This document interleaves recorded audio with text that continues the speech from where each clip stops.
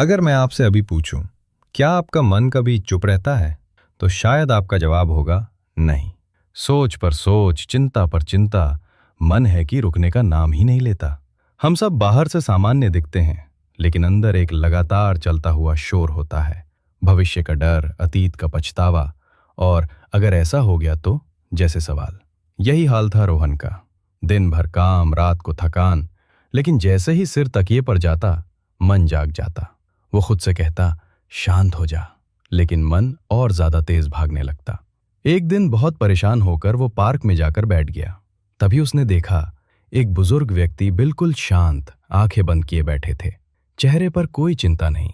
रोहन ने उनसे पूछा, आप इतने शांत कैसे रहते हैं? मेरा मन तो एक पल भी नहीं रुकता। बुजुर्ग मुस्कुराए और बोले, क्योंकि मैं मन को रोकने की कोशिश नहीं करता। फिर उन्होंने कहा, पहला कदम, अपनी सांस पर ध्यान दो। 4 सेकंड में गहरी सांस लो और 4 सेकंड में धीरे धीरे छोड़ो। रोहन ने ऐसा किया। सिर्फ 1 मिनट में उसे फर्क महसूस हुआ। दूसरा, बुजुर्ग बोले, अपने शरीर को ढीला छोड़ना सीखो। सिर से लेकर पैरों तक हर हिस्से को रिलैक्स करो। शरीर शांत होगा तो मन अपने आप शांत होने लगेगा।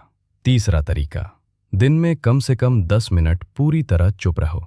ना मोबाइल, ना आवाज, ना बात। मौन मन को रीसेट कर देता है।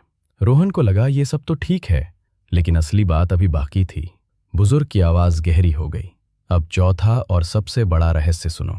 सच ये है कि मन आप नहीं है। आप वो नहीं है जो सोच रहा है। आप वो हैं जो सोच को देख रहा है। ध्यान में बैठकर अपने विचारों को आने दो। उन्हें रोकने की कोशिश मत करो, बस देखो।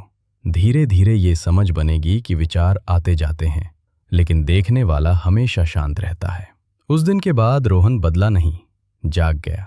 और शायद यही सच है, जब आप जान जाते हैं कि आप मन नहीं हैं, तो मन अपने आप शांत हो जाता है।